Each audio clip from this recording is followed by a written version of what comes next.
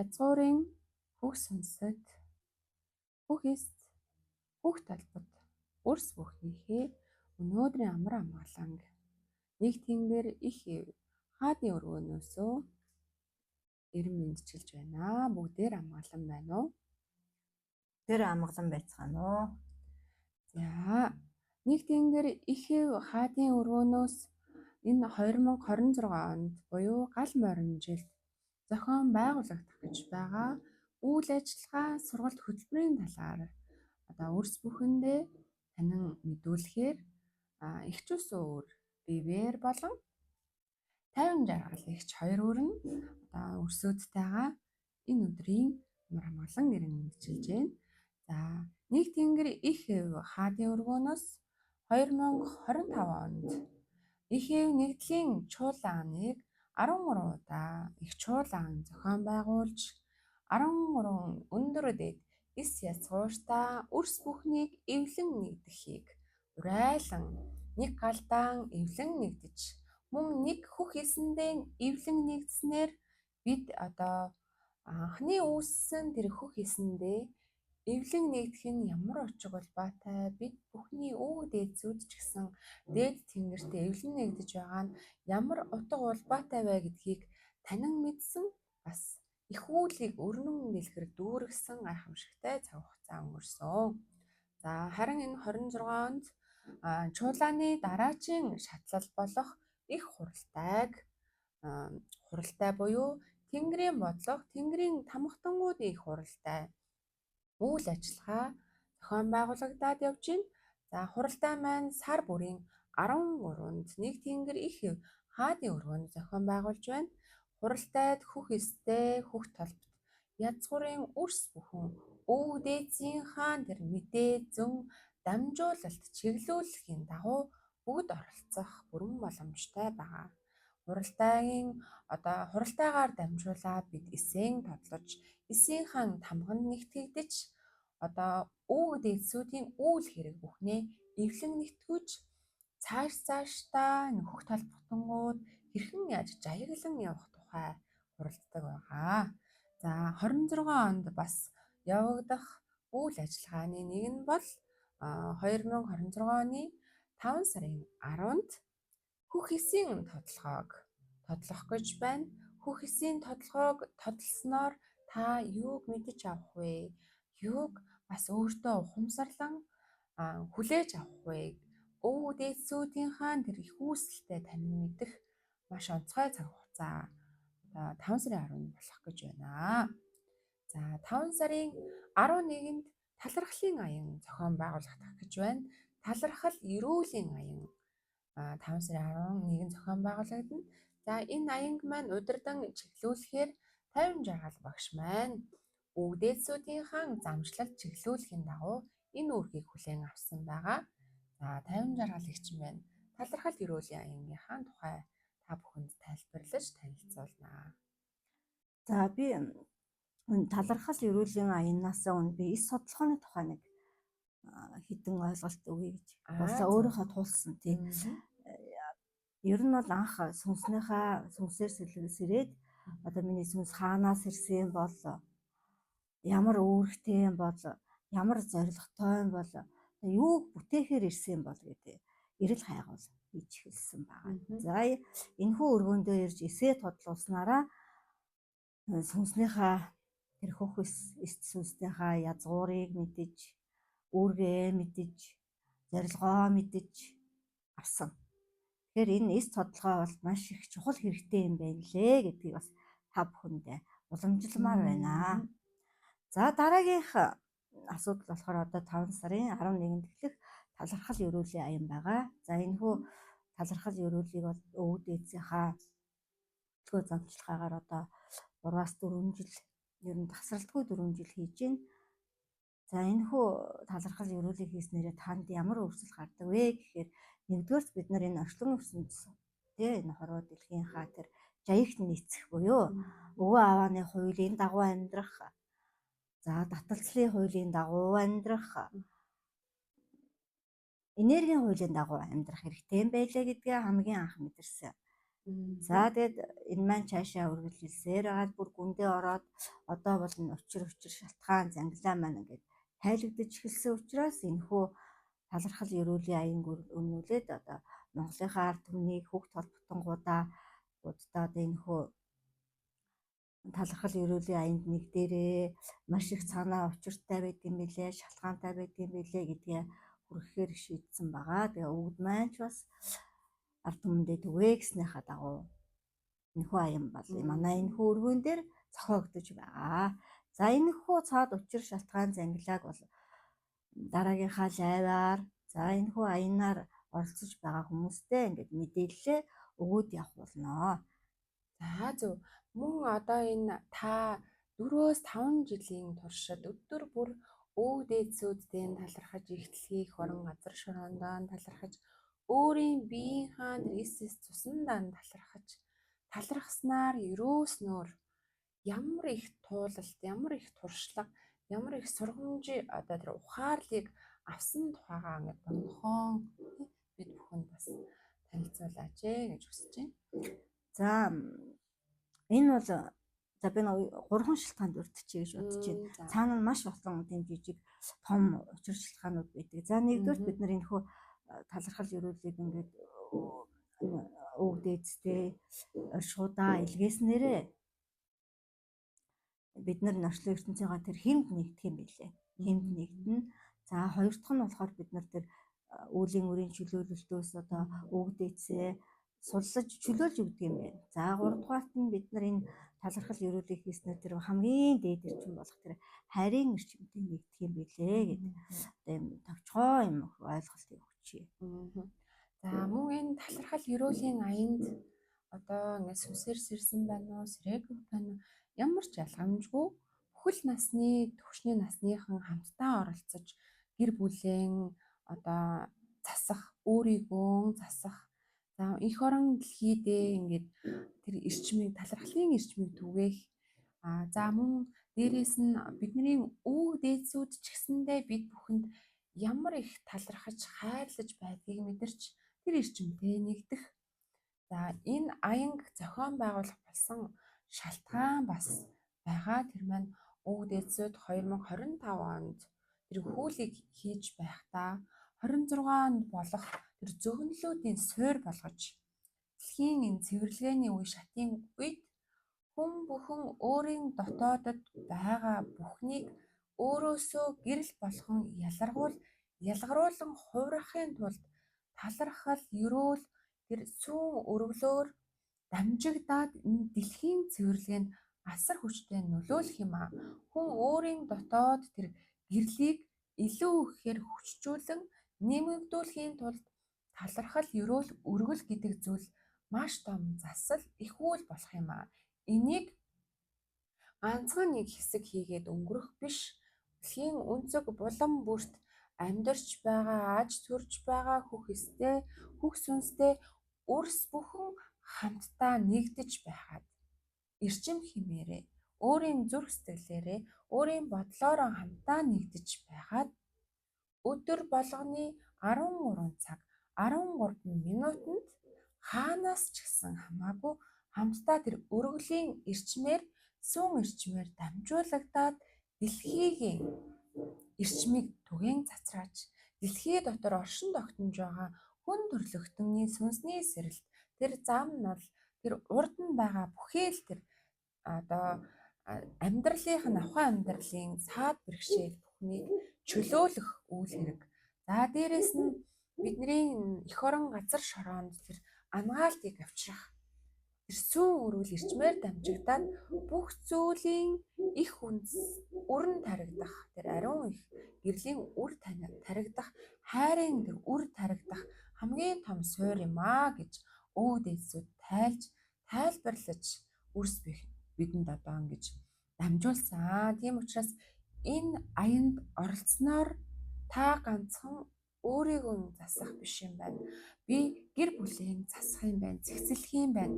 Би улс орондоо бас ингэж эрчмээр дамжигдаж эергээр нөлөөлөх юм байна. Би их дэлхийнхээ энэ ангаалтын үйл ажиллагаанд ч гэсэн оролцож байгаа юм байна. Тэр сүүн эрчмээр талц дүүсгэж дэлхийг тэр чигээр нь бүрхэн авна. Энэ сарын туршиг үргэлжилнэ.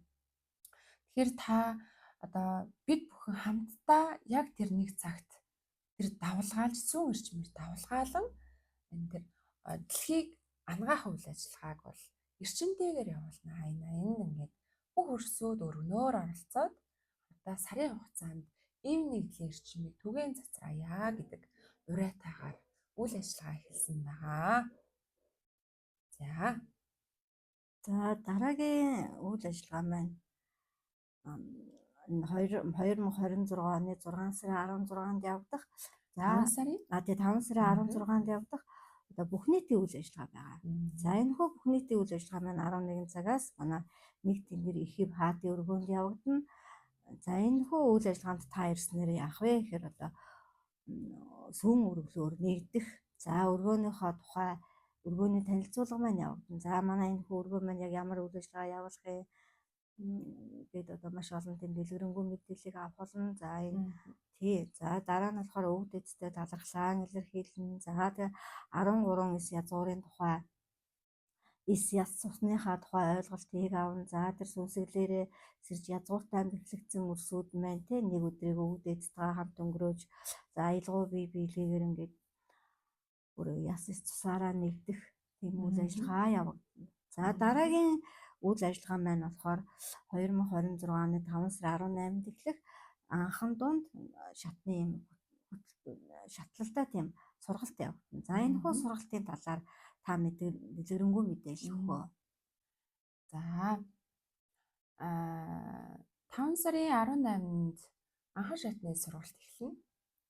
За анхан донд гүнзгий шатны буюу ийм 3 төрлийн шатлалтай багц сургалтаар дамжуулагдаад сүнс ухамсарын хөгжлийг тэлж яваа. Энэ бэлэг ертөнцтэй цаглашгүй холбоог үүсгэсэн хөх сүнсэд язгуурын өрсөдөд ямар хүч нөлөө үзүүлэх вэ гэхээр бэлэг ертөнц буюу энэ далдын ертөнцид бид нар хөлд тавьснараа өөрийнхөө сүнсний дотоод мөн чанарыг таних аялалд гарснараа бид бүхний дотоодод ингэж байнгын эрэл хагуултай байдаг нэг зүйл бол сүнсний зорилго байдаг тийм ээ. Миний сүнс юу хийхээр ирсэн бол ямар үүрэгтэй энэ дэлхийд хүн болж төрвөө тий. Энийг хэн мэдэх вэ гэд бид гаднаас маш их ирж хайдаг. За энэ бол нийтлэг үйл ажиллагаа болсон байна тий. Гэвч энэ бүх мэдээлэл дотоодод оршдог. Гэхдээ хамгийн түрүүнд бид зорилгоо мэдхийн тулд өөрийнхөө үүргийг танихын тулд өөрийн бие махбод сүнснийхаа үүсэл үүтгэлийг таньжээж харилцаа холбоо үүсгэж холбоосыг тогтоож байж энэ бүхэнтэйгээ мэдээлэл хүлээж авнаа.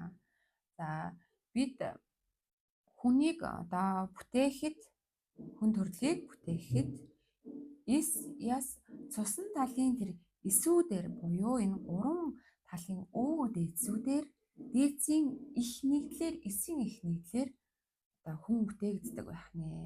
За ялангуяа хөх сүнстэй хөх эстэй энэ өрсүүдийг бүтээхэд одоо хөх сүнс буюу хөх эсийн эртний өв эсийн мэдээлэл. За ясан тал буюу эсхийн талын эсийн мэдээлэл. Цусны тал буюу эхийн талын тэр өв эсийн мэдээлэл гэдэг энэ 3 эсийн мэдээллийг бид махан биедээ сүнсэн биедээ одоо хадгалж төрдөг байх нэ. Мөн дээрээс нь хүн махан бие, сүнсэн бие, сүлтэн бие гэсэн энэ 3 бие буюу энэ 3 биеийнхэн үүрэг зорилгыг тээж ирдэг байна.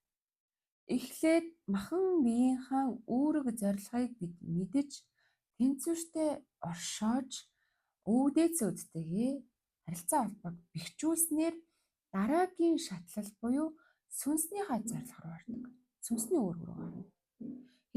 Энэ үүрэг зорилго руу орохын тулд бид одоо махан биеийг бүтээсэн яс болоо цусны талын өвдөөцийн үүлийн үрээс чөлөөлөгдөж байж үүлийн үрийнхээ учиг зангилааг тайлж байж тэр эсийг нь ангааж хувиргаж байж сүнснийхаа эсийн мэдээлэл рүү ордог. Мөн хөх сүнс буюу тэр хөх эсчигсэн өнгөрсөн үеийн тууллын мэдээллүүд үлгэрүүд хадгалаатай байгаа. Тэрийг таньж мэдэж учир шалтгааныг олсны дараа сүнсний зорилгоор орно. За ингээд энэ махан биеийг бүтээгч яс эсэн талын мэдээлэл, сүнсэн биеийг бүтээгч хөх эсийн мэдээлэл, ингээд энэ хоёр энэ үүслийн эсийн тэнцвэртэй оршоосноор арга биеийг тэнцвүүлж байгаа юм. За арга биеийг тэнцвүүлж сүнсний зорилгыг үүрэг рүүгээ орж дүүргэсний дараа гэрэл сүлднийхаа үүтгэл рүү орж байгаа. Гэрэл сүлдний одоо тэр холбоос мэдээллийг гүнзгий шатны дээр илүү ихээр таньж мэднэ. За эхлээд анхан дунд шатаар дамжилгаар дамжиж байж бид сүлднийхаа тэр үүрэг зорилго руу орох нь. Тэр одоо энэ сүлдний тухай танин мэдхүү ойлголтууд ерөнхийдөө бол цөөхөн байгаа. За яагаад вэ гэхээр энэ бүх сүнснийхаа үүрэг зорилго сүнсний ухамсарын хөгжлөөс дараагийн шат руу төвшин рүү орсон өрсөд цөөхөн байгаа гэсэн үг. За махан бие болоод сүнсэн биеийг үүсгэсэн их үүсвэр нь бол бид бүхний энэ ертөнцийг бүтээсэн эцэг мөнх тэнгэр буюу их үүсвэр байж таарч байна. Энэ эцэг мөнх тэнгэрийн бүтээсэн оршихуй бол мөнх бусын оршихуй юм. Тэгэхээр бидний бие болоо сүнс бас тодорхой хэмжээний насжилт буюу хугацаатай мөнх бус юм аа. Харин мөнхийн оршдог мөнхийн гэрэл, мөнх ухамсар бол гэрэл сүлд юм. Сүнсэнд дээд бие гэж байдагтай ижилхэн сүлдэнд бас дээд үүтгэгч гэрэл сүлд гэж байна. Сүнснийхаа ухамсартай дээд холбоостой холбогдоход сүлднийхаа дээд ухамсар буюу тэр үүтгэгч гэрэл сүлдтэй холбоосыг тогтооход маш сайн суурь болж өгдөг. За тэгэхээр энэ анхан дунд гүнзгий шатаар дамжуулагдаад бид сүнснийхаа үүрэг зорилго, махан биеийн үүрэг зорилгыг танин мэдэж, арга билгээн тэнцвэржүүлж, сүнсний дээд биетэй буюу өв дээдсүүдтэйгээ холбоосыг бэхжүүлж, за дараа нь гүнзгий шат руу дээд үүтгэгч гэрэл сүлднийхаа дээд биетэй, одоо сүлдний биетэйгээ холбоосыг тогтоох юм. Дээд үүтгэгч гэрэл сүлд их үүтгэл ертөнц буюу тэр мөнхийн оршихуйгаас үүтгэгдсэн байдаг. Ингээд нарийн тайлж ярих юм бол маш олон учиг бол байгаа. За энэ бүхнийг сургалтаар дамжуулагдаад хөтлөгдөөд хөгжүүлээд явна. Анхан дунд шатыг бол өндөр дээд их язгуурын эцэг мөнх тэнгэрийн дорх 13 хэмжээсээс дээш түвшний өв дээдсүүд бид бүхнийг замчлан чиглүүлэн хөтлөнө. Харин гүнзгий шатыг дээд их үүтгэл ертөнцөөс заяагч дээдс маань одоо замчлан чиглүүлнэ. За мөн дээрэс нь энэ бүх оршихуйд харилцаа холбоо үүсгэсэн маш олон оршихуйн эздүүд бид бүхэнтэй хамтарч энэ сургалтанд бас ингэж оролцоод явнаа. За тэгвэл бид нэр одоо энэ сургалтаас сүлд гэдэг тийм ойлголттой боллоо. За тэгвэл бид нэр энэ сүлдтэй хэрхэн холбогддгийг, хэрхэн нэгддгийг, за хүн өөрөө хичээж хөдөлмөрлөж одоо тэр талд ертөнц рүүгээ хүн нэвтэрч буюу тэр бэлэг тал руугаа орж холбогддог юм уу? Энэ заавал тийм эрхээр холбогддог зүйл байдаг юм уу? Өөрөө хэрхэн холбогдсон тухай өсүүдтэй мэдээлэх хөө.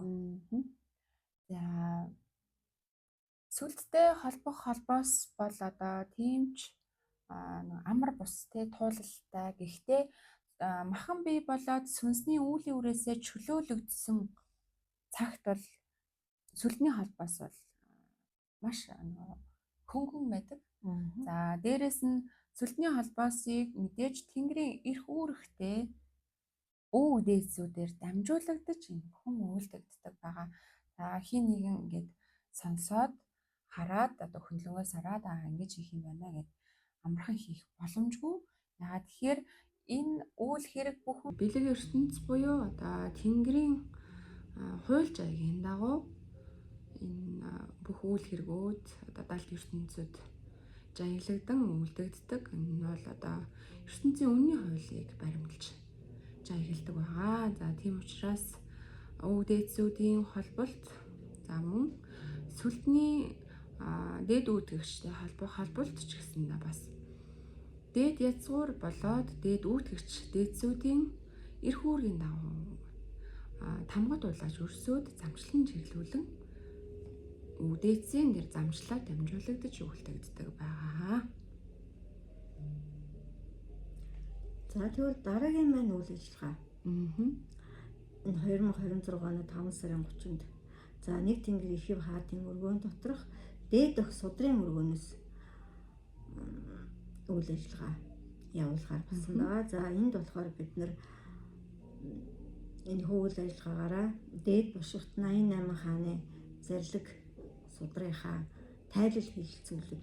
За тэрхүү онсыг тайлах, төвжээг нь тайлах. За түүнийг задлан дэлгэрүүлэх, мэдээлэлээ одоо хэрэгжүүлэх, түгээн цацраах үйл ажиллагаа. Дараагийн үйл ажиллагаа маань байгаа. За нэг тэнгэр ихэв хаадын өргөөнд дээд огс судрын өргөө гэдэг шинээр нэгдсэн байгаа. Одоо дээд огс судрын өргөөгөөр дамжигдаад өв дээдсүүдийн дээд язгуурын дээдсүүдийн айл дүр дамжуулалтыг сонор донгоо мөн дээд тэнгэрийн дээд бошигт 88 хаадын зарилгын одоо тэр дотоод мөн чанаруудыг анс бүхний тайлангаа за одоо судрын суурийг тавих юм аа. За сүнсээр замнаж байгаа сүнсний хөгжлөөр туулж яваа. Бэлэг ертөнцөд олон тал өнцгөр хөгжиж яваа өрсүүдийн хамгийн ихний үүд бол ертөнцтэй танилцах үүд байдаг. Энэ бүхэл оршихуйтай танилцах, харилцаа холбоо үүсгэх алхам байдаг. Энэ ертөнцид маш олон мэдээллийн эрчмийн сувгууд байдаг бөгөөд тэр эрчмийн сувгуудтай холбоо тогтоож одоо эрчимтэй нэгдэж байж бид мэдээллийг авдаг байгаа. Тэр мэдээллийг олон янзын өнцгөр сувгаар авах боломжтой. Нэг нь судраар, мөн зөнгөөр, сүнсний мэдрэмжээр, за зүүдээр, мөн дохио тэмдэгтээр, за аялгау ихшгээр өв дээдсүүд шүлэглэж дамжуулдаг. За мөн дээрэс нь дуу ихшгээр дамжуулагдаад өв дээдсүүд мэдээгээ хүргэж дамжуулдаг байгаа. Ингээд маш олон хэлбэрүүд, өнцгүүд, хэмжээсүүд байдаг. Гэхдээ энэ бүхний хамгийн одоо тэр бат бөх суурь нь бол судраар хүлээж авах юм.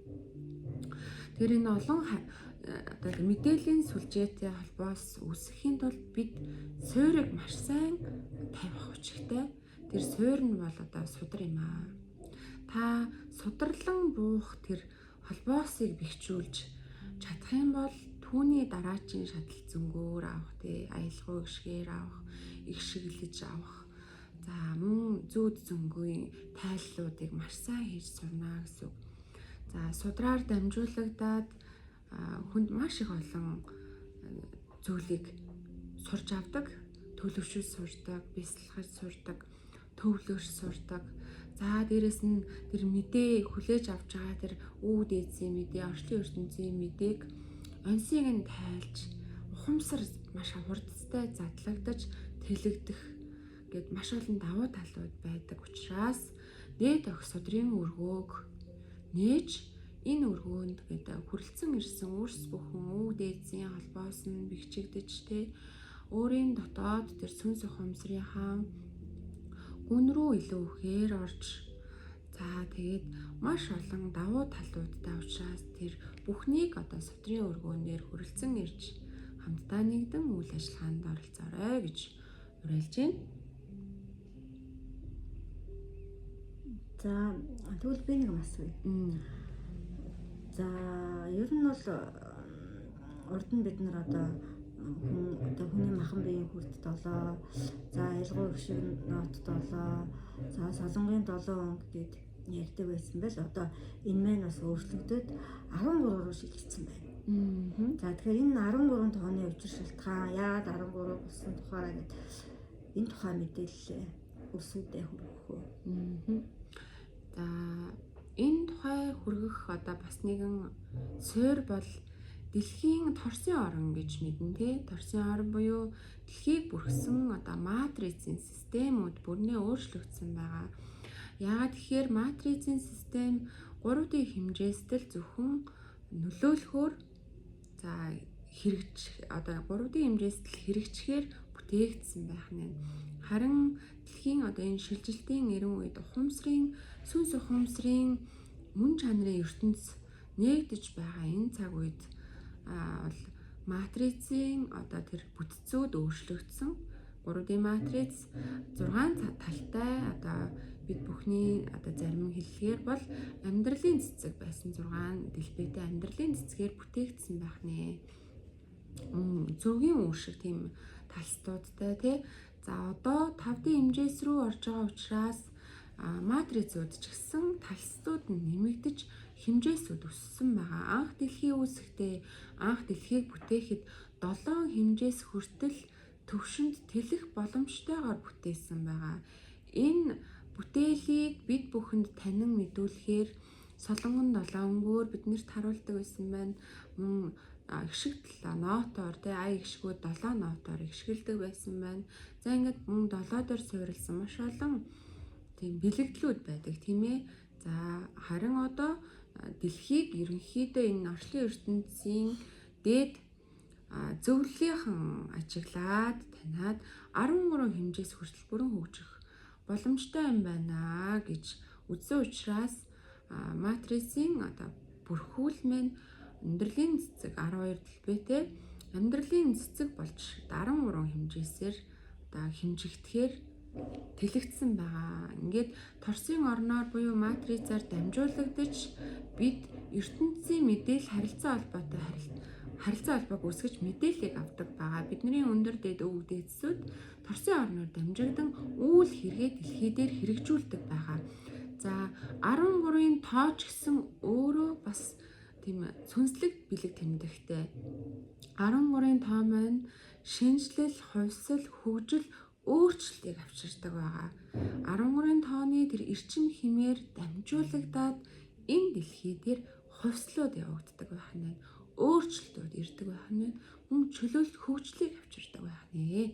За 13-ын тоог бидний эртний өвдөд Тэнгэрийн тоо тий өндөр дээд эрчмийн тоо гэдгийг мэддэг байсан учраас маш их бэлгшээж одоо тэр бүхний хүндлэлийн эрчмээр дамжуулагдан өв уламжлалтаа хатгалж ирсэн байгаа.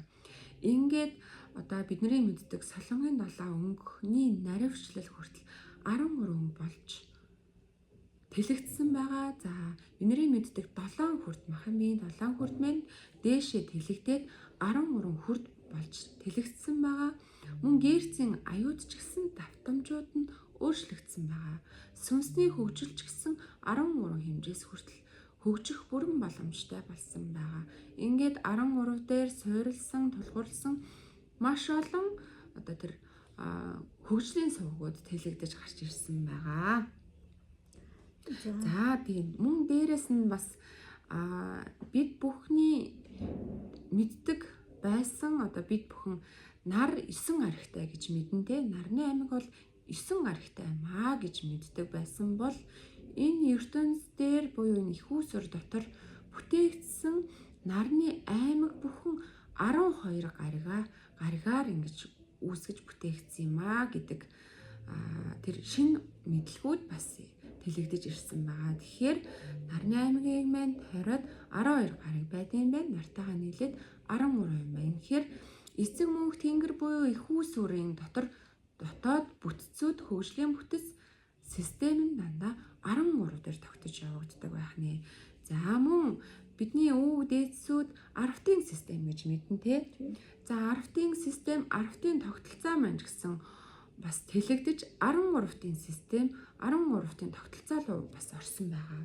Мөн нэг тэнгэр их юу хаадын өргөөний тогтолцоо ч гэсэн 13-ын тогтолцоогоор ингэж цаашаа хөгжин тэлж яваа. За энэ бүхнээс улбалан харах юм бол орчлон ертөнц хөгжиж яваа юм байна. Мөн мэдээллийн системийн үнэн мэдлгүүд ч гэсэн бас хөгжин тэлэгдэж байгаа юм байна. Тийм учраас бид өнгөрсөн мэдээлэл, өнгөрсөн хуульчаагаараа явах биш. Тэрийгээ илүү ихээр агц хөгжүүлж, шинжилж, хувьсгаж явах нь бидний үүрэг юм аа.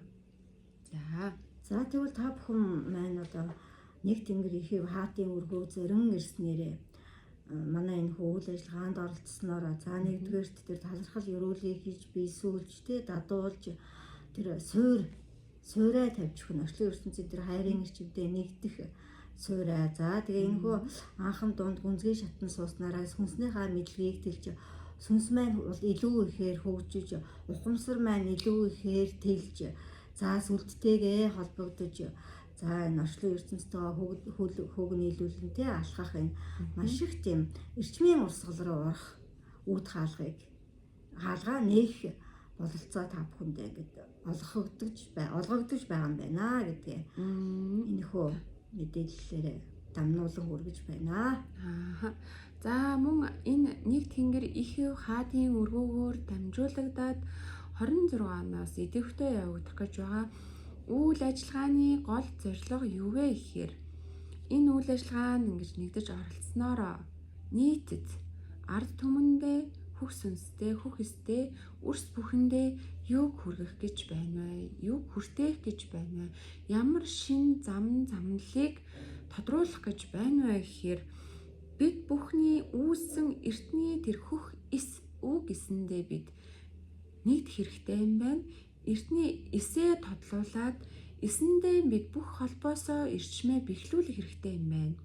Ингэснээрээ танаар дамжигдаад эс цусан талын үг дээдсүүд минь ч гэсэн бас нэгддэг юм байна.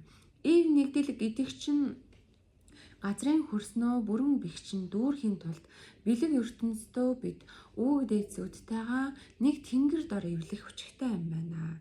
Ингэжээж тань бидний одоо энэ ертөнцид боддоор биелэгдэх ёстой юм байна. Бүтээгдэх хүчтэй юм байна. За дээрэс нь мөн энэ сүнс ухамсарын хөгжлийн төвшингийн дараачийн төвшөнд авчрах зорилготойгоор үйл ажиллагаа явагдах гэж байгаа юм. Нийтлэг одоо энэ сүнсний бэлэг ертөнцийн ухамсарууд нийтлэг хөгжил маань одоо бас нэгэн хэв юм болох гэж нэгэн урсгалаар ингэж тойрогт гацах төлөвтэй байгаа учраас өвөг дээдсүүд бид бүхэнд одоо замчлагдаж дараагийн төвшинлөө аваачгүй бол одоо бэлэг ертөнцийг танин мэдсэн бэлэг ертөнцийн тухай одоо үрсүүдэд таниулж байгаа энэ систем маань нэгэн хэвийн болох гээд байна. Нэгэн хэвийн удаан гэж үргэлжлэх гээд байна. Хүн болгонд тэр ухамсарын сэрэлт, сүнсний сэрэлтийг бүрэн гүйцэд өгж чадахгүй байна. Одоо сүнсээр сэрсэн өөрийгөө би хэн бэ гэдгээ хайж яваа үрс бүхэн олон янзын одоо тэр урсгалын сургалтуудаар дамжигдж явж байна. Одоо олон янзын тэр үүдүүдийг нээж байна. Ингэснээрээ энд бүрэн дүрэн ахиц твшил гарахгүй байна. Энд тесрэлтийг өгөх шаардлагатай байна. Дараачийн тэр ухамсарлуу нь аваачих шаардлагатай байна. За дээрэс нь энэ 5 хэмжээс рүү орохын тулд бид өөрсдөө ямар байх ёстой юм? Бид өөрсдөө тэр сүнс ухамсараараа юг бэлдсэн байх ёстой юм? Тэгжээ дийшээ бүрэн орох юм. Ингэж орсноороо дэлхий дээр амьдарч байгаа бид бүхэн зэгцэрснээр дэлхийд бид өөрсдөө буюу дэлхийн ээжтэй бүрэн дүрэн туслах юмаа гэдгийг тэр бүрэн дүүрэн том зургаар нь харахад туслах гад байгаа юм аа бидний өвөг дээдсүүд. Тийм учраас сургалт бүхэнд өөрийн дотоод өвөг дээдсүүдээсээ асууж, тодлож, өөрийн сүнс ухамсараасаа асууж энд бүрэн дүрэн оролцож идэвхтэй оролцоорой гэж бас уриалж байна. За талархлаа.